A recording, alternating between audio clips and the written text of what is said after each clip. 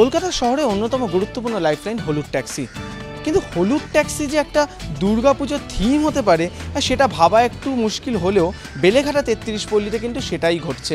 হলুদ ট্যাক্সি নিয়েই তৈরি হচ্ছে এখানকার থিম। রয়েছে আস্তে আস্তে হলুদ ট্যাক্সি ইনস্টল করা, দেখলে মনে হবে রাস্তা দিয়ে ওপর থেকে নেমে আসছে হলুদ ট্যাক্সি। হলুদ ট্যাক্সির যে বিভিন্ন যন্ত্রাংশ, তার মধ্যে দরজা যেমন রয়েছে, গাড়ি বনেট রয়েছে, হেডলাইট রয়েছে, সাইলেন্সার রয়েছে, সেগুলোও ব্যবহৃত হচ্ছে মণ্ডপ সজ্জায়।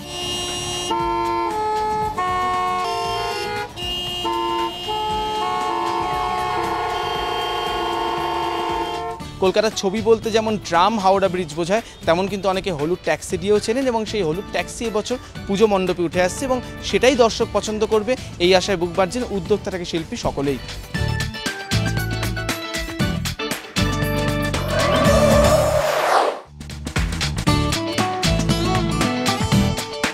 জন্ম হোক যথাতথা, কর্ম হোক ভালো, আর সেই বার্তা দিতেই কুমোরটুলি পার্ক সর্বজনীন এবার একটা বিরাট পদ্ম ফুলের কুঁড়ি তৈরি করছে।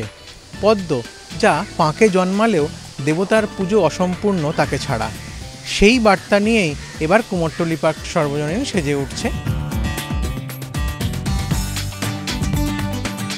ভেতরে বেশ কিছু স্কাল্পচার থাকবে, যেখানে দেখা যাবে যে সেই মানুষগুলোর হয়তো জন্মটা পাঁকে হয়েছে, কিন্তু তারা নিজেদের কর্মের মাধ্যমে দেবতার সান্নিধ্য লাভ করেছে।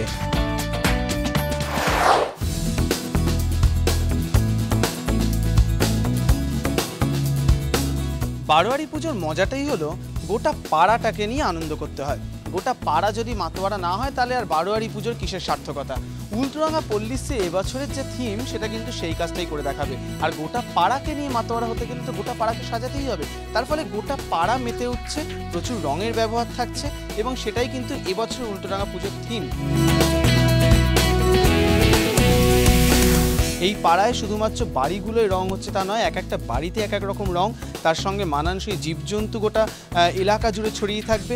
যেখানে একেবারে মাতৃমন্দির সেখানটাও কিন্তু রঙিন হয়ে উঠছে। সব মিলিয়ে এখানে যখন ছোটরা আসবে তারা পাবে তাদের আনন্দের উপাদান, আর যখন বড়রা আসবে তারাও হয়ে উঠবে ছোটদের মতো প্রাণোচ্ছল।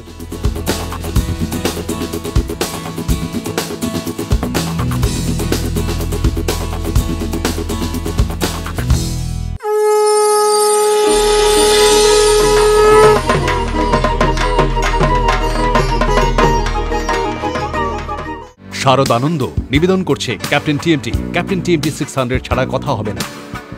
লুইস হার্বালস লেগ্রো hair oil, strong and long hair. Khadims walk your talk. Fragrance partner Darshan life ও ব্ল্যাকস্টোন আগরবাতি, সুগন্ধের শেষ কথা।